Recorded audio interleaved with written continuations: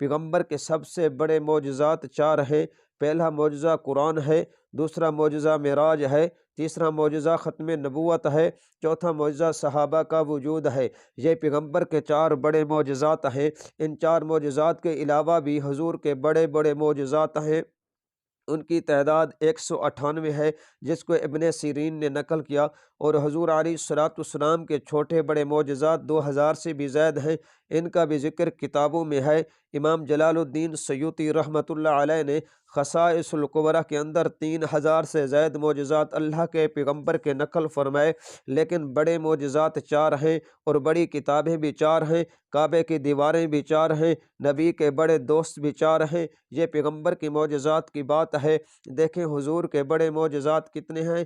4۔ پہلا معجزہ قرآن ہے۔ یہ قرآن جس طرح نبی کو ملا اور کسی کو نہیں ملا، حالانکہ کتابیں تو اور بھی نبیوں پر آئیں، کتابیں اور نبیوں پر آئیں تو جس طرح حضور پر آئی اس طرح اور کسی پر نہیں آئی۔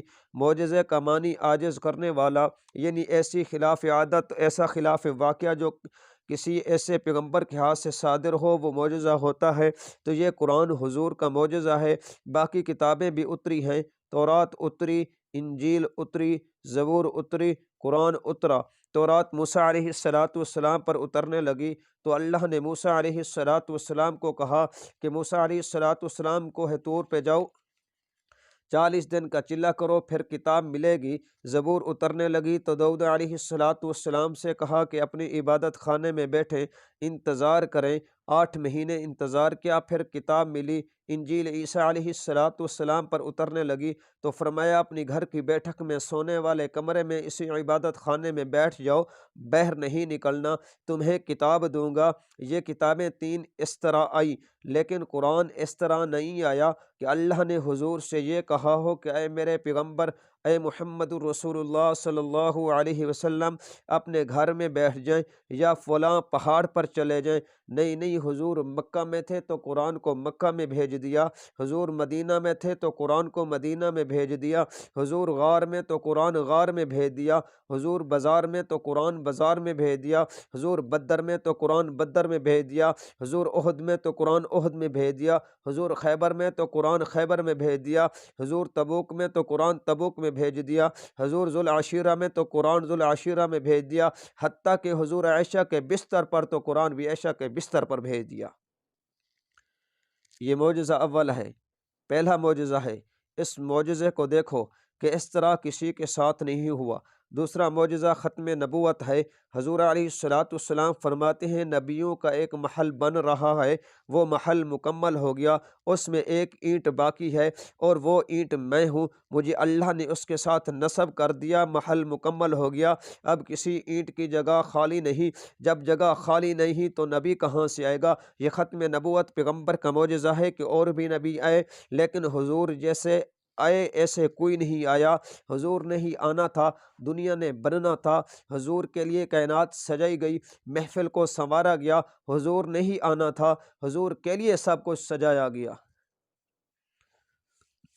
حضور علیہ السلام کے لیے سب کچھ کیا گیا۔ تو یہ ختم نبوت ہے۔ ختم نبوت پیغمبر کے چہرے سے ظاہر ہے، ختم نبوت قرآن کے لفظوں سے ظاہر ہے، ختم نبوت پیغمبر کے کلام سے ظاہر ہے، ختم نبوت مکہ اور مدینہ کی اداؤں سے ظاہر ہے، ختم نبوت میرے رسول کا ایک ایسا اعجاز اور ایک ایسا معجزہ ہے کہ پوری کائنات میں یہ اعجاز کسی کو نہیں ملا۔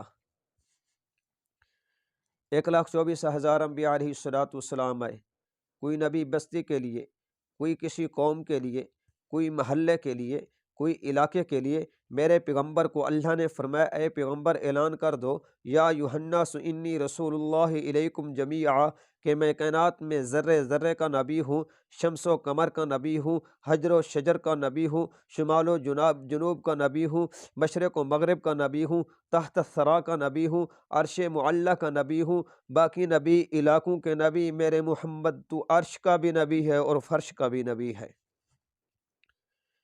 کسی کتاب کے لیے یہ نہیں کہا گیا کہ یہ پوری دنیا کی ہدایت کا ذریعہ ہے، اگر تورات اتری تو بنی اسرائیل کے لیے، انجیل اتری تو نبی اسرائیل کے لیے، زبور اتری تو کنان کی بستی کے لیے، لیکن جب قرآن اترا تو اللہ نے ہدی للقوم نہیں کہا بلکہ ہدی للعالمین کہا، سارے جہانوں کے لیے ہدایت کہا۔ کیوں؟ اللہ نے فرمایا میں رب العالمین ہوں، محمد الرسول اللہ رحمت للعالمین ہے۔